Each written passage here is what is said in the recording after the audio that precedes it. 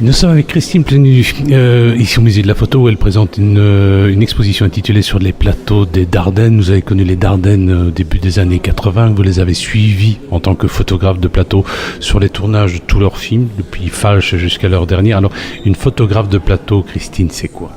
Difficile à dire.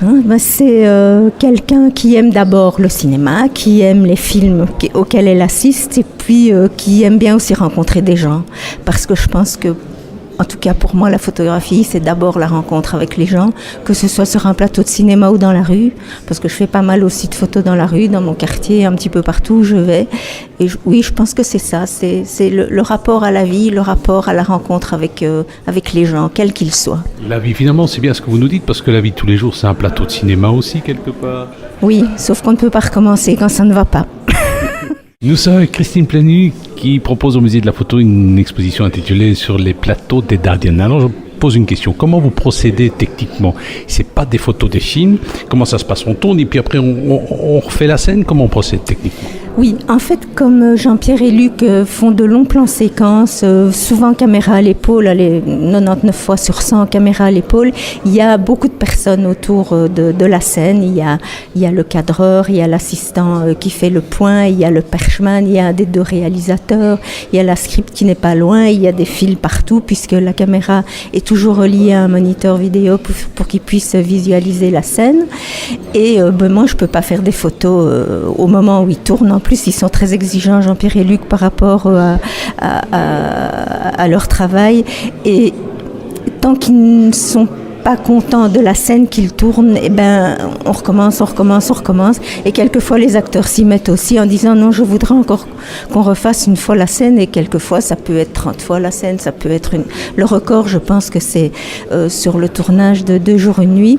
Ils avaient tourné la scène avec Marion Cotillard et Fabrizio Rongione dans la chambre à coucher. Et Marion tombait évanouie. Et elle a fait cette scène plein de fois, à chaque fois en se blessant au genou. Je pense qu'ils l'ont fait 50 fois et elle a encore voulu le faire après. Et moi, j'ai encore refait la scène après. Elle est de nouveau retombée pour moi et toujours avec la même intensité. Ça, c'est quelque chose que j'ai remarqué chez les acteurs, qu'ils soient des gens tels que Marion Cotillard, comme Adèle Haenel, comme Cécile de France, comme Olivier Gourmet, ou des gens comme Thomas Doré qui commençaient le cinéma avec Jean-Pierre et Luc ou Émilie Dequesne. Ils ont cette faculté faramineuse que moi j'admire beaucoup, de pouvoir refaire avec la même intensité, avec le même rire, avec les mêmes larmes, c'est inimaginable. Moi je suis admirative de ça et aussi de leur générosité en fin de journée, après 30 fois, 40 fois une scène, de refaire avec le même enthousiasme et la même... le même esprit de travail, la même énergie, la scène, un petit morceau, je ne le redemande pas tout. Et parfois, je coupe même dans la scène et je dis, est-ce que tu pourrais refaire à tel moment ? Et c'est toujours un beau moment. Et c'est ça que j'aime bien, c'est surtout cette rencontre, cet échange avec... Christine Plénu est notre invitée et avec elle nous parlons de l'exposition qu'elle propose en ce moment au Musée de la Photo sur les plateaux des Dardennes. Alors, est-ce qu'il y a un moment clé qui reste dans votre esprit ? Il y en a beaucoup. Habituellement, je dis dans cette question-là, je réponds toujours la photo de l'affiche de Rosetta. Je donnais cours et puis je suis arrivée sur le plateau et c'est toujours un petit peu compliqué d'arriver parce que je ne sais jamais où me mettre. Et en général, je me place derrière la roulante de Jean-Pierre Duret, l'ingénieur du son. Je me mets accroupie derrière lui et on tournait une scène. Il faisait très, très, très, très, très froid dans ce camping à Moire. Et à un moment donné, le cadreur Benoît Dervaux dit il y a un reflet, il y a quelqu'un dans le reflet. Je ne sais pas pourquoi, paranoïaque un peu comme je suis de nature, je me suis dit que c'était moi. Et je savais que ce tournage était très difficile pour les conditions climatiques, parce que Jean-Pierre et Luc étaient exigeants, parce que il faisait très froid, voilà. Et je ne sais pas pourquoi j'ai vraiment été persuadée que c'était moi, alors que c'était pas moi, et finalement c'était personne, et je suis foutue le corps en pleurant.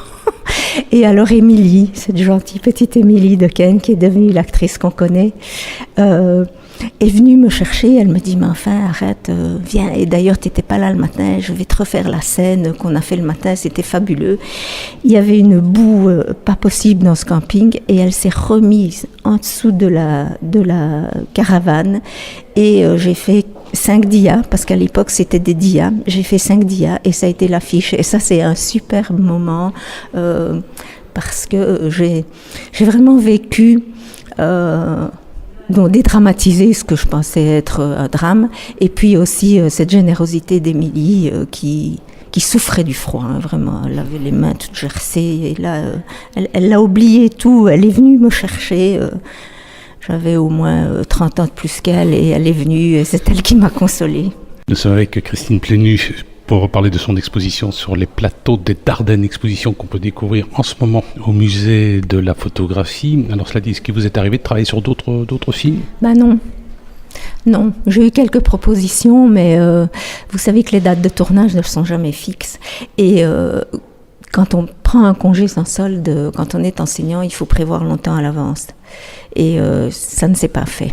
Et puis bon, voilà, j'avais dédié mon travail aux Dardennes et je voulais leur rester fidèle. Mais c'est aussi une question de... Bon, être prof, ça prend du temps quand même. Et... Nous étions avec Christine Plénu pour parler de son exposition sur les plateaux des Dardennes au musée de la photographie. Alors Christine, est-ce qu'il y a un réalisateur dont vous aimeriez devenir éventuellement la photographe de plateau ? Gus Van Sant. Ah bon, pourquoi ? J'adore ses films, je sais pas, j'adore ses films et j'aime bien Je pensais que vous alliez me dire à Martin Scorsese, mais bon. Martin Scorsese. Non, je sais pas, j'aime bien son univers. Depuis un des premiers films que j'ai vu de lui, j'ai ri, que j'ai eu un peu de mal à comprendre, et c'est grâce à Serge Kaganski que j'ai vraiment pu entrer dans le film. Voilà, oui. Eh bien, ça va, bonne continuation, merci.